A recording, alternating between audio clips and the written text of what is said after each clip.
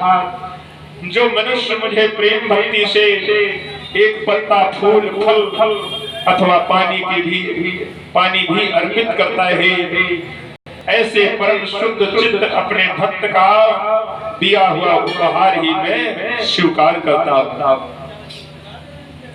अभिमानी का नहीं, जो मेरे ही लिए समर्पित है और मेरा अनन्य भाव से चिंतन करता है, उसके लिए मैं बिना कुछ मांगे ही सब कुछ दे देता हूं।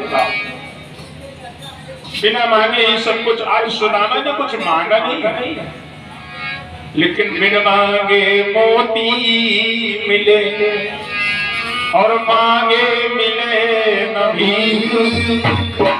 देखिए सुदामा की पत्नी भीख मांगने गई तो तंदुल मिले, वो भी पछोरन आगे मिले। और यहाँ कुछ मांगा नहीं सुदामा जी, केवल मिलने आए कि बिन मांगे मोती मिले और मांगे मिले न भीख। ये हमको सबको सीख लेना चाहिए कि भगवान की जब कृपा होती है तो बिन मांगे सब कुछ प्राप्त हो जाता है।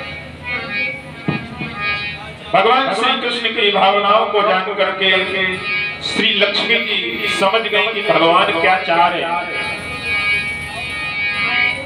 लक्ष्मी जी ने एक ही रात्रि में सुदामा जी के घर पहुंचकर उनकी धर्मपत्नी को संपूर्ण ऐश्वर्य से परिपूर्ण कर दिया।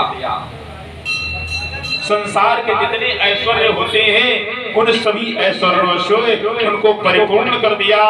और विश्वकर्मा जी ने भगवान की आज्ञा पाकर उनकी कुटिया को एक संपूर्ण गांव के मकानों को द्वारका के ही समान, जैसे भगवान की द्वारिकापुरी थी उसी की समान भगवान विश्वकर्मा ने आज सुदामापुरी बना दी।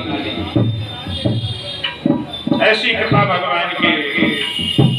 क्यों कहा गया है कि यदि नाथ का नाम दया निधि है, यदि नाथ का नाम दया निधि है तो दया भी करेंगे कभी न कभी। यदि नाथ का नाम दया निधि है तो दया भी करेंगे कभी न कभी। यदि नाथ का नाम दया निधि है तो दया भी करेंगे कभी न कभी। यदि नाथ का नाम दया निधि है तो दया करेंगे कभी न कभी। दुख हारी हर दुखिया जन की, दुख हारी हर दुखिया दुख हारी हर दुखिया जन के दुख क्लेश हरेंगे कभी न कभी। दुख हारी हर दुखिया दुख हरेंगे न कभी न कभी। यदि नाथ का नाम दया निधि है, यदि नाथ का नाम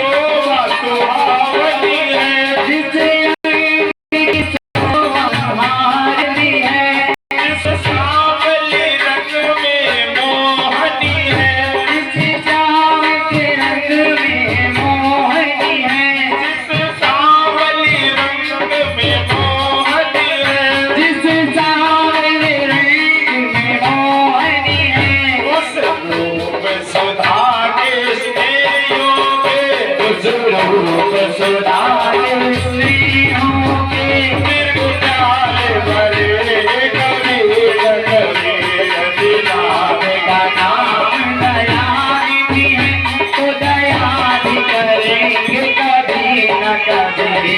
दीनानाथ का